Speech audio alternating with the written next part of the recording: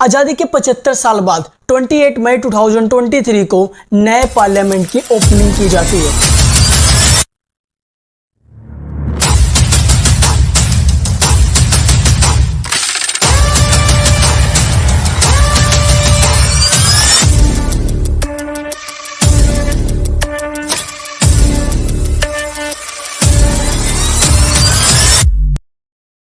जहां कुछ लोगों को नए संसद भवन को लेकर काफी प्राउड फील हो रहा है, तो वहीं पर कुछ लोग नरेंद्र मोदी से इतने ज्यादा नाराज क्यों हैं? 2.5 साल से भी कम समय में बनने वाली ये संसद भवन आखिर इतनी ज्यादा कंट्रोवर्शियल क्यों है? और लोगों के द्वारा ऐसे सवाल क्यों उठाए जा रहे हैं कि नरेंद्र मोदी जब पहली बार प्रधानमंत्री बने थे तब भी इस नए पार्लियामेंट का काम शुरू क्यों नहीं किया था? और एक क्वेश्चन लोगों के द्वारा और पूछा जा रहा है कि आजादी के पहले बनी हुई ये पार्लियामेंट अभी तक अगर सही सलामत है तो आखिर नए पार्लियामेंट को बनाने की जरूरत क्यों पड़ी? और आखिर इस नए संसद भवन को बनाने की शुरुआत कैसे और किसने की?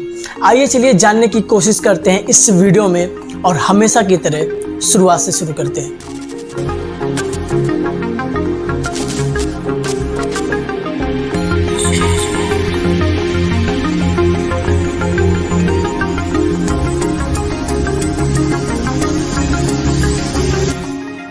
सर एडविन ल्यूटेंस और सर हर्बर्ट बेकर नाम के दो लोगों ने 1912 में इस पार्लियामेंट का डिजाइन तैयार किया था और 1927 में जाकर यह संसद भवन पूरी तरीके से बनकर तैयार हो गया था। वैसे इस पार्लियामेंट को बनाने का शुभारंभ फरवरी 1921 को किया गया था और इसकी नींव प्रिंस आर्थर नाम के एक ब्रिटिश गवर्नर ने रखी थी।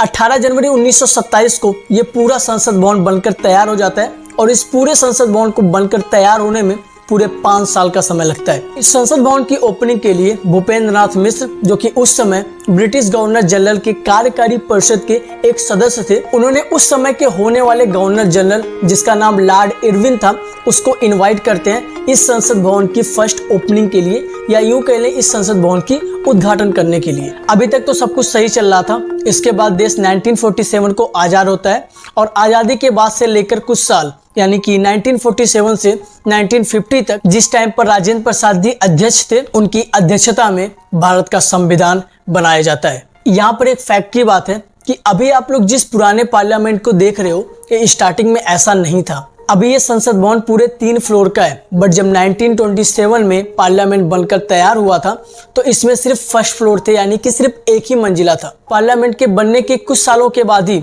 काम और इम्पोर्टेंस होने की वजह से इसकी जो जगह थी वो कम पड़ रही थी। अधिक जगह की मांग के कारण सन 1956 ईस्वी में इसमें 2 मंजिले और जोड़े गए, जिससे कि ये संसद भवन पूरे 3 मंजिलों का हो गया। इसके कुछ वर्षों के बाद इसमें एयर कंडीशनर, डिजिटल स्क्रीन्स और एक डिजिटल वोटिंग सिस्टम ऐड किया गया। 2006 में इस संसद भवन के बगल में ही parliament house, parliament museum, parliament library खोली जाती है।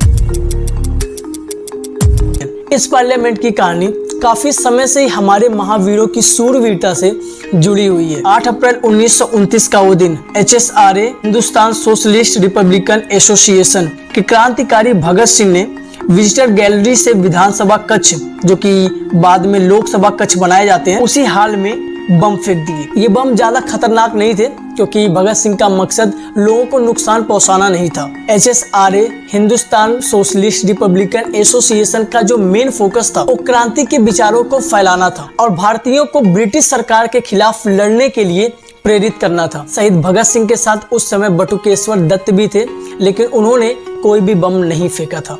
इन दोनों लोगों ने पर्चे फेंक कर साम्राज्यवाद मुर्दाबाद, दुनिया के मजदूरों एक हो जाओ और क्रांति जिंदाबाद जैसे नारे लगाए। वैसे इन धमाकों से चेंबर के अंदर जो कुछ लोग बैठे थे उनको मामूली थोड़ी बहुत चोट जरूर आई थी। ये एक 1929 की बमबारी जिसको किसी तरह इस पार्लियामेंट ने झेल लिया था।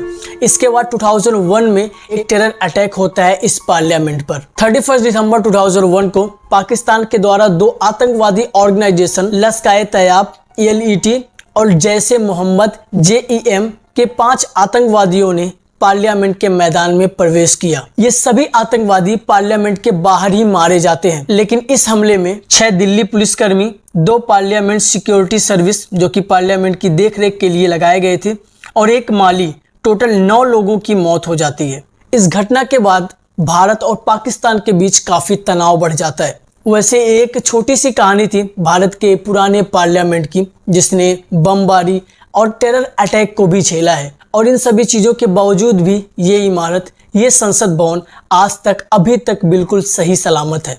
बट क्वेश्चन जहाँ से शुरू हुआ था वहीं पर आके अटक गया है कि आखिर जब ये पार्लियामेंट अभी तक ठीक ठाक है तो आखिर नए पार्लियामेंट को बनाने की जरूरत क्यों पड़ी। हमने जो नए पार्लियामेंट को बनाने में जो करोड़ों रुपए लगाए, क्या वो सभी पैसे वेस्ट हो गए?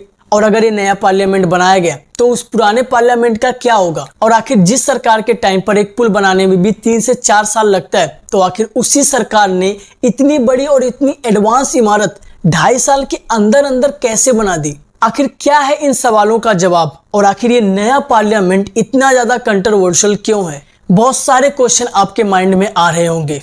इसी वीडियो में एक्सप्लेन कर पाना मेरे लिए थोड़ा मुश्किल है, तो हम इस विषय पर अगली वीडियो में बात करेंगे, जो कि इसी वीडियो का पार्ट 2 होगा। नए पार्लियामेंट को बनाने से लेकर इस पार्लियामेंट से जुड़े एक एक कंट्रोवर्शियल क्वेश्चन के जवाब देने तक, वो सारी चीज हम पूरी डिटेल में बारीकी से समझेंगे इस वीडियो के पार्ट 2 में। And that's video title the parliament of India part 2।